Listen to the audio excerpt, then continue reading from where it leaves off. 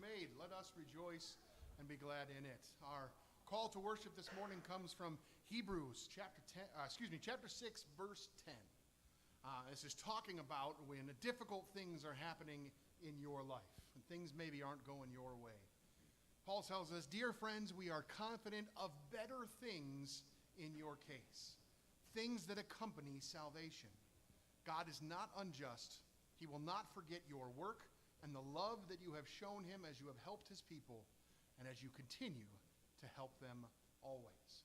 Our mission trip is back. Our mission group, is back after a week of helping people. They are out in a not foreign country, but a foreign land, if you will, of West Virginia, doing some hard work for someone else who they may never see again, may never run into again this side of heaven. But God will not forget your work, whether it's on a mission trip or every day of your life. He will see how much you have loved other people and continue to help them in his name. So, if you would, please stand as we will worship together this morning.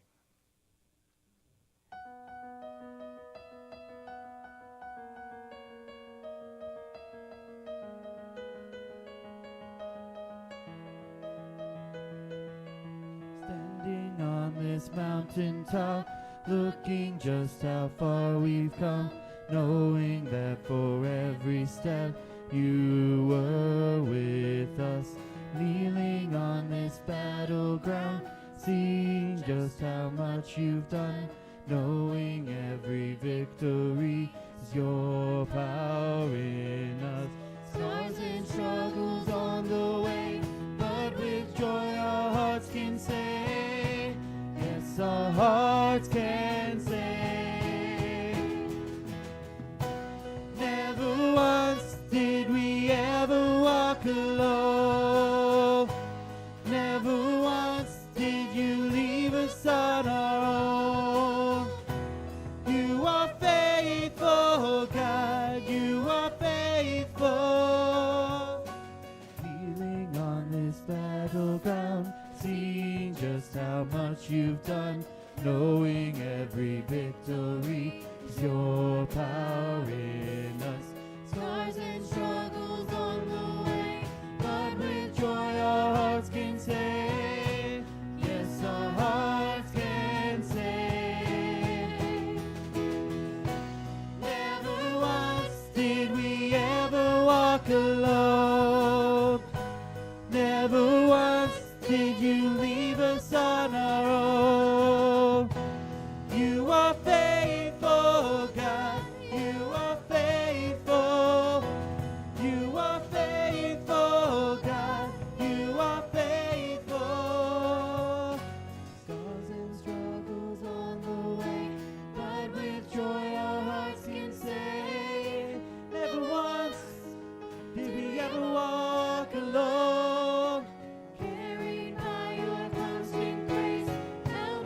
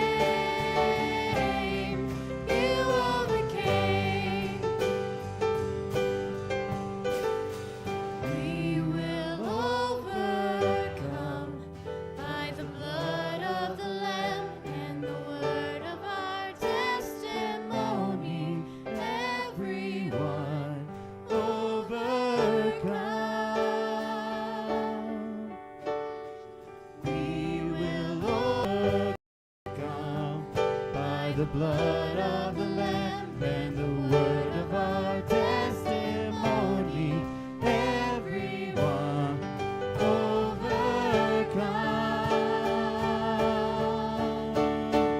Savior, worthy of honor and glory, worthy of all of our praise. You overcame. Jesus, awesome and powerful ever, awesome and great is your name. You overcame.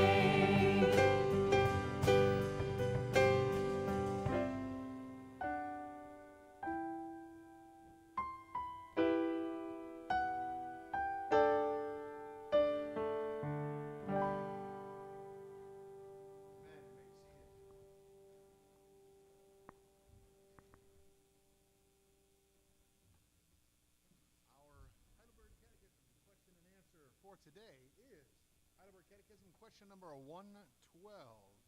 Down? Mike, turn it on. Oh, hey. How about now? Hey, there we go. Oh, hey. It's wonderful when the pastor pays attention. Okay. Does what he's supposed to. So now our question and answer is from number 112 from the Heidelberg Catechism, which says this. What is God's will for you in the 9th commandment? So this is the commandment that says, you shall not bear false witness against your neighbor. So let us respond together. God's will is that I never give false testimony against anyone, twist no one's words, not gossip or slander, nor join in condemning anyone without a hearing or without a just cause. Rather, in court and everywhere else, I should avoid lying and deceit of every kind. These are devices the devil himself uses, and they would call down on me God's intense anger. I should love the truth, speak it candidly, and openly acknowledge it. And I should do what I can to guard and advance my neighbor's good name. Amen, but a very difficult challenge for us to follow today. Kids, we thank you so much for joining us in this beginning part of worship, but you can head back to continue to worship with those in your own age as Pastor Dan will come forward and give us some announcements for this morning. Good morning. Good morning, Pastor Jay. Thanks. I was just going to say, it's kind of interesting having some role reversals this morning. Just want to say a special thank you to Zach Toon for leading us this morning in worship in my absence. He's doing a great job, so thank you, Zach. And Pastor Jay as well, and you'll get to hear him preach in a few minutes. So, a couple of things that I want to share. We just returned, as Jay had already mentioned, that we just returned our mission team from West Virginia. Really had an outstanding week. It was an experiment. We tried to say, okay, can we put teenagers and adults together and do a mission trip together? Will that work? Well, we did it, and it worked fabulous. And so we had a wonderful week. It was very, very hot. But you know what? As a team, we came together, we helped each other, and God just did a lot through us and also within us throughout this week. I just want to show you a couple pictures, kind of a taste for what's coming next week. We'll have a video, a slideshow presentation for you next week, but I just want to kind of give you a little bit of taste of what we did. This was one of the many projects that we were engaged in throughout the week. As you can see, the house there, this was affected by the flood. That house, if you can see the white shed behind the house, that shed was completely underwater. You couldn't see the top of the roof of that shed. And so there was a lot of damage done to this house, but one of the things that was done was the patio that was in front of it had then sunk in front of the house, and so all the water, when it would rain, would just drain into the foundation and then affect the house, obviously. So what we did here was we spent a day of just busting out 2 layers of concrete, the patio slab, and so this was after the first day, so we tore out everything. So the next picture, is of the following day. We started building the deck and laying the wood in place and doing all that. So that was kind of a neat shot of several of us at work. And then the third picture is the completed project at the end of the week. And so really, really good work that was done. Our teenagers and adults worked fabulously together. We accomplished a lot, and what a blessing it was. So thank you to the team that went, but also thank you to all your prayers and support in seeing that this took place. And so thanks a lot. All right?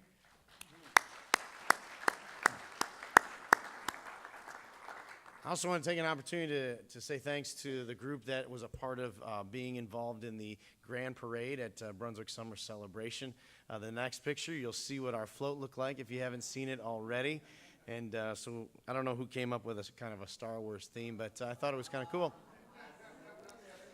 But as you can see on there, we try to play, use the theme of the Han Solo movie and use that to be a catchy slogan and a way to promote our church. It says we're a church. Oh, go ahead. You can go to the next one. I don't know who that Chewbacca person is, but he's pretty cool too.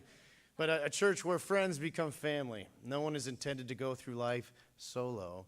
Find your Chewie at Brunswick Reformed Church. And so it's kind of neat. The following picture is just of us marching down the road as well. But I want to thank the people that were involved in that. It was a great way to get our name out in the community, but also to get God's name out there. That churches can be fun. The people that are the church can be fun and have a good time together. And so thank you for that group and getting our name out there in a really positive and good way.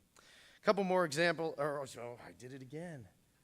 So our float must have been pretty cool because we won a second prize trophy.